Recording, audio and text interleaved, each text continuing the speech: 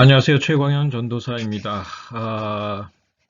이번 주 공과는 13과입니다. 제목은 죽으면 죽으리라. 너무나 유명한 이 구절이라 여러분들도 다 웬만하신 분들은 다 아실 거라고 생각합니다. 에스더에 관한 이야기입니다.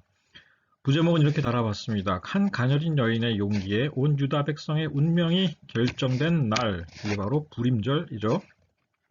불임절의 유래에 관한 말씀이기도 합니다. 본문은 에스라 3장 8절에서 13절까지 죽으면 죽으리라 이 말이 들어가 있는 그 대목입니다.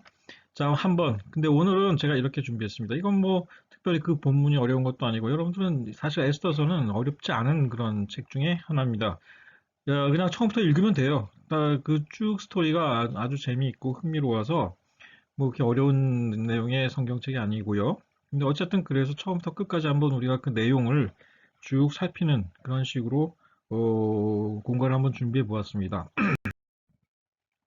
자, 주제는 사실은 우리가 여기에서 초점을 맞춰야 할 부분이 있어요. 그러니까 코로나19 중국 우한에서 처음 시작됐다고 그랬죠. 그래서 전 세계로 퍼졌다라는 일반적인 확신이 있습니다. 뭐 사실 내가 보기에도 좀 크게 틀린 얘기는 아닙니다.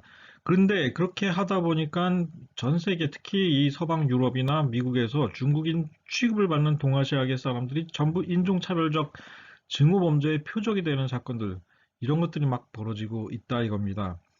미국을 비롯한 서방 세계에서 이런 사건들이 굉장히 증가하고 있습니다. 얼마 전에도 우리나라 여성 4명이 이제 총격에 희생되는 사건이 미국 아틀란타에서 있었죠. 특정 인종이나 민족을 미워하고 차별하는 문제는 어제 오늘의 일이 결코 아닙니다. 이런 현상은 특히 큰 자연재해나 전쟁의 와중에 민심이 흉흉해질 때 특정 민족에 대한 대량 학살로 이어지는 경우들이 굉장히 많이 있습니다. 뭐 가까운 예로 일제시대에 일제강점기에 일본에 큰 대진이 있었을 적에 그때 우리나라 조선족들이 뭐 우물에 독을 탔다느니 뭐니 이런 이제 유언비어가 퍼졌고 그것 때문에 많은 한국 사람들이 일본인들한테 이제 학살당하고 희생당한 적이 있었고 뭐 또 하여간 이런 전쟁의 와중에 뭐 히틀러가 이제 유대인들을 학살한 것도 전쟁의 와중이었죠. 그러니까 이제 그 와중에서 그랬습니다. 하여간 뭐 많은 그런 일들이 벌어지는데 자, 오늘 우리가 보게 될 에스더서 또한 바로 인종차별 문제를 상당 부분 다루고 있다고 볼 수 있습니다. 바벨론을 무너뜨린 페르시아, 인도에서 구스, 즉 아프리카 이티오피아까지 어마어마한 땅을 다스렸죠. 총 127개 지방을 다스리는 다민족 거대 제국이었습니다. 나중에 예루살렘으로 이제 그 귀환한 그 유다인들이 거기에다가 바로 이 유다 이 지방을 하나 세우게 됩니다. 그래서 거기도 이제 하나의 이 페르시아의 지방에 속하는 그러니까 그 유다 지역도요. 그렇게 되는 거죠. 이곳에 이제 끌려온 유다 왕국의 백성들은 새로 경험하는 거대한 세계를 경험하게 되죠. 다양한 민족들이 이 가운데서 처한 자신들을 새롭게 이제 보게 되었습니다. 새로운 세계가 이제 어떻게 보면 또 열린 거고 새로운 경험이었고 보다 큰 세계를 이제 보게 되었다 이겁니다. 그리고 그 속에서 처음으로 특정 민족에 대한 증오심 때문에 민족의 멸절 위기를 맞이하게 됩니다. 전쟁이나 뭐 이런 게 아니라 어떤 특정 민족에 대한, 특히 유다 민족에 대한 어떤 증오심 때문에 민족 전체가 위기에 처하는, 그러니까 멸절의 위기에 처하는 그런 어떤 인종차별적인 그런 위기를 겪게 된다 이거죠. 자, 첫 번째, 에스더가 왕비가 된 과정을 한번 보겠습니다. 여기서부터 사실 시작되죠. 어, 제가 그 전에 이제도 지난 시간에도 말씀드렸습니다만은 페르시아 왕국, 페르시아 제국은 상당히 이 자율적으로 관용을 가지고 통치하는 그런 제국이었습니다. 통치 원칙이 관용과 자율, 이제 이런 것들이 있었는데 사실 그러다 보니까 페르시아 궁중의 법도도 사실은 상당히 그런 부분이 있어요. 그러니까 그런 성격이 강합니다. 누구에게든지 원치 않는 바를 강요하지 않는 것, 이게 하나의 불문율처럼 작용했던 것 같아요. 그렇기 때문에 에스더서에도 보면은 초반에 어주, 즉 왕실에 술이 넘쳐났어도 잔치에서 왕실에서 이제 베푸는 주관하는 잔치에서도 술을 억지로 먹게 하지는 않았다. 이것이 왕실의 법도였다라고 에스더 1장 8절은 말합니다. 모든 것이 지나치면 해가 되는 법이고 근데 이 아하수에로 왕의 왕비 와스티 이런 자유를 사실은 좀 지나치게 좀 선을 넘었던 것 같습니다. 자기는 너무 고집이 셌던 거죠. 자, 궁중잔치 기간 중에 얼이 얼큰하게 달아올랐습니다. 아수에로 왕이요. 절세미녀인 자기 왕비 와스티를 백성들과 지방관리들 앞에서 조금 과시하고 싶었어요. 잔치에 나와서 사람들 앞에서 그 아리따움을 좀 보여라 명했는데 왕비 그런 자리에 나가기 싫었습니다. 나는 뭐 이렇게 생각한 것 같아요. 그 단칼에 거절해 버렸습니다. 조금 지혜로웠다면 그래도 기분을 이제 그런 와중에 조금 뭐 나갔으면 좋았을 텐데 안 나왔어요. 뭐 어떻게 해요? 제국의 왕은 왕비의 거절에 심한 분노를 느꼈습니다. 모욕당했다고 생각한 거죠. 내가 그래도 남편인데 왕으로서 왕비한테 그 정도 명을 했으면 와가지고 그래도 좀 이렇게 같이 해주는 게 좋잖아요. 근데 아예 단칼에 거절했다 이겁니다. 그러니까 기분이 굉장히 불쾌했고 심한 분노를 느꼈습니다. 왕실 법도에 정통한 대신들과 상의한 끝에 남편을 존경하지 않은 그녀를 백성들에게 본이 되지 않는다라는 이유로 폐위시키고 맙니다. 이건 왕실의 법도에 어긋납니다. 그래서 이제 그 왕실의 법도에 정통한 대신들이 그렇게 결론을 내린 거죠. 자, 에스더. 따라서 이제 새로운 왕비를 뽑아야 하는데 왕실은 새로운 왕비를 뽑기로 결정을 합니다. 각 지방의 아리따운 처녀들 전부 선발되어 127개 이제 뭐 다 이제 꼭 뭐 페르시아 사람 본토 페르시아 사람 아니어도 상관없어요. 그러니까 그 정도로 이제 관용적인 그런 사실 이런 관용 정책을 이어받은 게 로마이긴 또 합니다. 그래서 로마에는 심지어는 이 황제 로마 황제까지도 다인종 다른 사람 다른 나라 이제 다른 민족 사람이 뽑힌 적도 있었습니다. 예를 들어 스페인계 사람이 로마의 황제가 되는 경우도 있었고 뭐 이런 식이었던 거죠. 각 지방의 아리따운 처녀들이 선발되어 도성인 수산으로 모여들었습니다. 127개 지방에서 모였으니까 뭐 굉장했겠죠. 이들 중에는 유다인 모르드게가 자기 딸처럼 키운 사촌 여동생, 그러니까 삼촌의 딸로 되어 있습니다. 에스더가 이제 포함되어 있었습니다. 히브리어 이름은 하다사였고 에스더라는 이름은 페르시아식 이름입니다. 별이라는 뜻입니다. 포함되어 있었죠. 여기에 모르드게는 에스더에게 자신이 유다 왕국 출신임을 밝히지 말도록 당부했고 에스더는 이를 잘 지켰습니다. 그리고 왕비로 최종적으로 뽑히게 되었죠. 자, 그런데 한 가지 사건이 발생합니다. 여러분들이 이 사건도 중요하게 기억해 두셔야 합니다. 무슨 사건이냐? 왕에 대한 역모가 있었습니다. 거대한 제국에는 항상 왕에 대한 역모가 늘 발생하기 마련이죠. 뭐 독살, 뭐 이런 것들. 그러니까 당시 모르드게는 궁중의 하급 관리 정도 되는 것 같았습니다. 대궐 문가에서 주로 있었는데 그곳에서 그는 왕에게 원한을 품은 왕실 내시 두 사람이 왕을 시해하려는 음모를 꾸미고 있다라는 사실을 알게 됩니다. 본래 성문이나 대궐의 출입문 주변은 많은 사람이 왕래하면서 거기서 온갖 이야기들이 다 넘쳐나는 곳입니다. 그런 곳에는 항상 은밀한 정보도 사실은 얻기 쉬운 곳이기도 했습니다. 그런 데서 그런 정보가 유통되기도 했고요. 자, 모르드게는 영모의 정보를 왕비가 된 에스더에게 알렸고 에스더는 모르드게의 이름으로 이를 왕에게 알려 조사가 진행되었습니다. 조사 결과 이들의 영모를 입증하는 증거가 실제로 발견이 되었어요. 성경에 나오는 얘기들입니다. 영모를 꾀한 자들 처형되었고 이 사건이 궁중일기에 기록되었습니다. 궁중역대기에 기록된 거죠. 이 사실 나중에 왕의 판단에 중요한 영향을 미치게 되는데 그래서 여러분들에게 제가 이거는 기억해 두시라. 이 사건은 뭐 이렇게 말씀드린 거죠. 자, 하만에게 이제 그런데 무릎을 꿇지 않은 모르드게. 자, 아수에로 왕이 아각 사람 하만을 최고 대신 자리에 올립니다. 무슨 뭐 잘한 게 있나 봐요. 이에 따라 궁궐문에서 근무하는 모든 신하들 그가 왕래할 때마다 왕의 명령으로 매일 그에게 무릎을 꿇고 절을 해라 이런 명령이 내려집니다. 그러니까 아마 뭐 하만이 스스로 이제 그런 것들을 올려가지고 왕의 허락을 받은지 모르죠.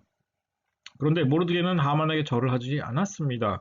주변의 다른 신하들이 왜 그런지 이유를 묻습니다. 모르드게는 자신이 유다 사람이라는 말로 이들에게 답을 합니다. 이 말은 의미심장한 얘기입니다. 직접적으로 얘기한 거 아니지만 유다인들은 무릎을 꿇고 절하는 것은 경배함, 유다인들에게 있어서 무릎을 꿇고 절하는 것은 경배하는 것을 의미했다 이거죠.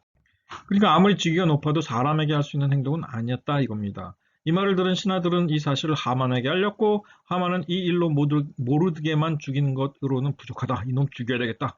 했는데 어차피 유다 그 백성들이 전부 다 그런 믿음을 가지고 있다면 이 민족은 없애버려야 되겠다 이 생각한 거예요. 더 미웠어요. 증오심입니다. 나한테 무릎을 꿇지 않고 나한테 절을 안 한다? 근데 모르드게뿐이 아니라 그 민족 다 그렇다? 살려둘 수 없다. 이리 생각한 겁니다. 그래서 유다 백성 전체를 모르드게와 같은 부류로 취급해서 이들을 모두 멸족시킬 결심을 하고 날짜까지 잡습니다. 날짜는 페르시아어로 제비뽑기를 뜻하는 부루, 그러니까 정확한 발음은 푸르입니다. 푸르를 행함, 그러니까 제비를 뽑았어요. 어떤 날이 길일까? 이것들을 다 잡아 죽이는데 어떤 날이 길일까? 이걸 뽑았습니다. 그래서 달력으로 12번째 된 달인 아달월, 그러니까 2, 3월에 해당됩니다. 아달월은 13일로 뽑혔습니다. 마지막 달, 그러니까 우리랑 달력이 틀려요. 자, 그래서 하만이 계획을 착착 진행하는데 왕에게 인가를 받기 위해서 이제 다 조서를 꾸미고 왕에게 은 1만 달란트를 바치면서 유다 백성이 왕의 법을 지키지 않으니 조서를 내려 이들을 멸할 것을 요청합니다 하는 조서를 꾸며서 올렸어요. 그러니까 조서가 아니라 이제 그런 기획서를 올린 거죠. 1만 달란트, 어마어마한 액수입니다. 은 1만 달란트, 엄청난 액수입니다. 이거는 뭐 도저히 뭐 계산하기 쉽지 않아요. 하여간 왕은 별 생각 없이 이를 허락하며 자기 인장 반지 그에게 내주었습니다. 알아서 해. 당신이 알아서 하시오. 뭐 소수민족 하나 없애는 거 아무것도 아니에요. 하만은 아달월 13일 하루 동안에 유다 백성을 진멸하고 그들의 재산을 탈취하라 하는 조서의 초본을 이제 각 지방 문자, 각 민족 언어 127개 지방 전체에 작성해가지고 뿌립니다. 거기다 왕의 인장 딱 찍었죠. 그리고 나서 수산도성에도 반포를 해요. 이 사실을 알게 된 모르드게 자기 옷을 찢고 굵은 배 옷을 입고 재를 뒤집어 쓴 채 궁궐문 안에서 통곡을 합니다. 모르드게 이제 결국은 유일한 희망은 에스더입니다. 왕후가 된 에스더죠. 이 소식을 들은 에스더, 자기 내시를 보내서 자초지종을 모르드게로부터 듣게 되죠. 모르드게는 하만이 작성한 조서의 초본을 에스더에게 보냅니다. 그래서 보게 하죠. 에스더에게 왕께 나아가서 유다 민족의 구원을 좀 간청해보라 하고 요구를 합니다. 이들 사이에 오간 대화가 사실은 에스더서의 하이라이트, 핵심 중에 핵심입니다. 이 내용 정리하면 모르드게가 이렇게 말합니다. 너 왕에게 나아가서 그 앞에서 자기 민족을 위하여 간절히 구해봐라. 이렇게 부탁을 하죠. 그랬더니 에스더가 이제 답신으로다가 이렇게 얘기합니다. 왕의 신하들과 왕의 각 지방 백성이 다 알거니와 남녀를 막론하고 부름을 받지 아니하고 안뜰에 들어가서 왕에게 나가면 오직 죽이는 법이요 왕이 그 자에게 금규를 내밀어야 살 것이라. 그만큼 보안이 철저했어요. 명모가 늘 발생하잖아요. 이제 내가 부름을, 그러니까 왕후도 예외가 아니에요. 이제 내가 부름을 입어 왕에게 나가지 못한 지가 이미 30일이나 되었습니다. 이렇게 얘기를 합니다. 큰 걱정이죠. 목숨 걸고 해. 뭐 이게 쉽게 말해서 나 그렇게 하려면 목숨 걸어야 합니다. 이 얘기예요. 자, 그랬더니 모르드게 이렇게 얘기합니다. 너는 왕궁에 있으니 모든 유다인 중에 홀로 목숨을 건지리라 생각하지 말라.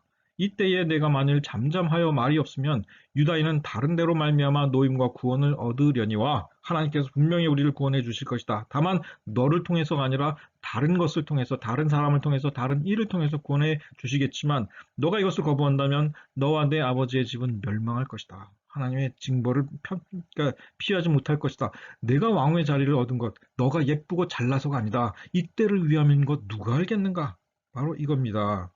너가 아무리 예뻐도 이 왕후의 자리를 얻은 것은 바로 이때를 위함이 아닌지 누가 알겠느냐 이거죠. 생각해보라 이겁니다. 에스더 생각합니다. 에스더에겐 지혜가 있었죠. 자, 뭐라고 이야기합니까? 당신은 가서 그렇다면 수산에 있는 유다인 다 모으십시오. 나를 위하여 금식하고 밤낮 3일을 먹지 말고 마시도 말고 기도해 주십시오. 이렇게 얘기합니다. 나도 나의 신영과 더불어 그렇게 금식하고 3일 동안 금식하고 규례 어기고 왕에게 나아가겠습니다. 죽으면 죽겠습니다. 이런 얘기입니다. 그러니까 굉장히 큰 그러니까 목숨을 건 용기를 낸 겁니다. 에스더, 모르드게가 요청한 대로 용기를 내서 목숨을 걸고 왕에게 허락 없이 나아갑니다. 왕비 에스더의 모습을 본 왕, 그녀가 매우 사랑스러움으로 성경의 표현을 그대로 따온 겁니다. 매우 사랑스러움으로 금규, 자신의 홀, 이걸 내밀어서 그녀를 받아들였고 여기에서 에스더는 왕을 자기가 베푼 잔치로 초대합니다. 한번 식사 같이 해주시면 감사하겠습니다. 초대해요. 왕은 최고 대신 하만을 불러 에스더의 잔치자리에 함께 갔습니다. 마음이 흡족해진 왕은 에스더의 소원을 묻습니다. 소원을 말해봐라. 내가 다 들어주겠다. 이 나라의 절반 달라 하면 주겠다. 이렇게 얘기합니다. 그랬더니 에스더, 내일 왕과 하만을 위한 잔치를 베풀겠습니다. 그 자리에 오십시오. 그때 말씀드리겠습니다. 하니까 왕이 오케이, 기쁘게 가지 하면서 허락을 해요. 자, 덩달아 기분이 좋아졌습니다. 하만, 자기가 최고 대신인데 왕과 단둘이 이제 왕후가 베푸는 잔치에 가게 됐어요. 얼마나 기분 좋겠어요. 주변 신하들 막 자랑했습니다. 그랬더니 주변 신하들 말하는 게 모르드게를 매달 나무 미리 세워놓고 그 잔치에 다녀온 다음에 기분 좋게 처형하자는 겁니다. 기분 내면서 처형하자고요. 그 하만은 오케이 좋다, 좋은 아이디어다 하면서 이제 그 대궐 뜰에다가 이제 나무를 세워놓습니다. 모르드게 처형용 나무를 세워놨어요. 그러니까 처형되죠. 그런데 그날 밤 이상하게 아하수에로 왕 잠에 들지를 못합니다. 커피를 마셨는지 뭐 해간 뭐 했는지. 그래서 신하에게 왕실 뭐 잠도 안 오는데 여러분들 뭐 안 그러신가? 저도 이제 밤에 잠이 안 오면 에이 시간 낭비다 하고서 뒤척이다 나와서 그냥 소파에 앉아서 책이나 보고 뭐 그래요. 왕실 역대 일기를 가져다가 읽게 합니다. 공교롭게도 그날 왕이 읽은 부분은 모르드게가 역모를 알아내어 이를 막은 대목이었습니다. 최근에 무슨 일들이 있었는지 궁중 일기를 쫙 왕실 역대 일기를 쫙 봤어요. 근데 거기에 모르드게가 역모를 알아내서 막은 대목이 있더라 이겁니다.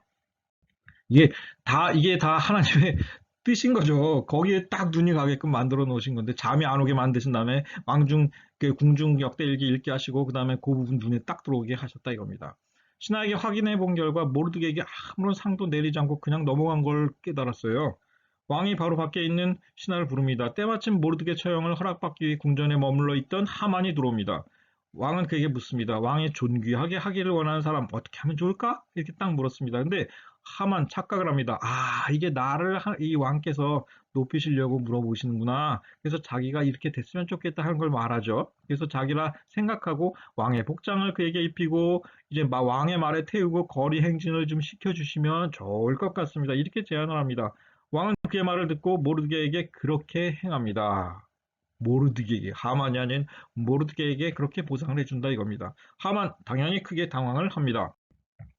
자, 이튿날 왕과 하만은 에스더의 잔치에 이제 초대되어서 참석합니다. 이 잔치에서 에스더는 소원을 묻는 왕에게 자신의 소원을 이렇게 말합니다. 소원을 말해봐. 왕이 물었습니다. 그랬더니 에스더 이렇게 얘기합니다. 왕이 좋게 여기시면 내 소청대로 내 생명을 내게 주시고 내 요구대로 내 민족을 내게 주소서. 나와 내 민족이 팔려 죽임과 도륙함과 진멸함을 당하게 되었나이다. 왕은 충격이죠. 아니 도대체 내 왕후, 내 사랑스러운 왕후의 목숨을 누가 노리고 그의 민족을 누가 도륙하려고 하는가? 잔뜩 이제 충격과 그 분노에 쌓이게 되죠. 묻습니다. 했더니 이 왕비 이렇게 답하죠. 그러니까 그런 발칙한 일, 그러니까 도모한 누구냐 물어봤더니 이제 다 자초지종을 이야기합니다. 하만이 지금까지 무슨 일을 했고 유다 백성 죽이려고 어떻게 했고 나도 유다 백성이 만약에 하만 조서대로면 나도 죽임을 당해야 한다. 그러니까 이 얘기를 들은 왕이 그냥 무심코 허락해주고 그 왕의 인장 내준 거 이제 완전 배신감 느낀 거예요. 대노한 왕이 잠시 후원으로 호흡을 가다듬기 위해서 자리를 비운 사이에 후원에 나갔어요. 거기에 이제 막 그 모르드게 잡아 죽이려고 그 나무 걸어놨는데 그 사이에 이 하만이 자기는 죽었다 생각하고 에스더가 앉아있는 의자에 몸을 숙이고 막 이제 목숨을 구걸하고 있는 중이었는데 왕이 다시 돌아서 그걸 보니까 왕이 이 하만이 왕비의 그 무릎팍에 막 얼룩을 묶고 이게 막 이고 있단 말이에요. 그러니까 왕은 더 진노하죠. 이게 왕비를 범하려고 하는구나 이 하만 이 못된 놈 하면서 그날로 하만은 자기가 모르드게를 처형하려 마련해둔 나무에 달려서 처형됩니다. 하만이 꾸민 조서 철회되었고 모르드게는 역모를 막은 공로를 인정받아서 하만의 자리를 물려받게 되었고 유다 백성 진멸하려던 세력은 오히려 도륙을 당합니다. 유다 백성 진멸에 의해서 극적으로 구원을 받게 되죠. 자, 유다 사람들 이제 구원을 받았습니다. 부르의 이름을 따서 이날을 부림절이라고 부르며 기념하기 시작을 했다 이거죠. 결론. 에서라는 이름은 페르시아어로 별이라는 뜻입니다. 하늘에 반짝이는 그 별을 말하는 거예요. 그러니까 영어로 스텔라라는 단어가 이게 별이라는 뜻인데 이 스텔라라는 이 단어, 별이를 뜻하는 이 페르시아에서 유래한 그런 말입니다. 에스더. 말 그대로 젊고 가녀린 한 여성, 그의 용기가 페르시아에 살고 있는 온 유다 백성을 구원한 이제 바로 그렇게 돼서 이 에스더 진짜 스타가 되었습니다. 유다 백성의 스타가 된 거죠. 자, 에스더서에서 가장 감동적인 부분은 오늘 공부할 제목 죽으면 죽으리라 하는 대사가 있는 그 대화 부분입니다. 너 홀로 목숨 건질 생각으로 침묵한다면 유다 백성 결국 하나님께서 다른 방법으로 구하시겠지만 너와 내 아버지의 집은 멸망할 것이다. 내가 왕후가 된 것 바로 이때를 위함이었는지 누가 알겠는가? 이렇게 모르드게가 다그쳤어요. 결국은 에스더 나를 위해 온 유다 백성에 3일 동안 금식하고 기도해 주세요. 나도 그렇게 하겠습니다. 그리고 왕에게 나가겠습니다. 그리고 죽게 되면 죽겠습니다.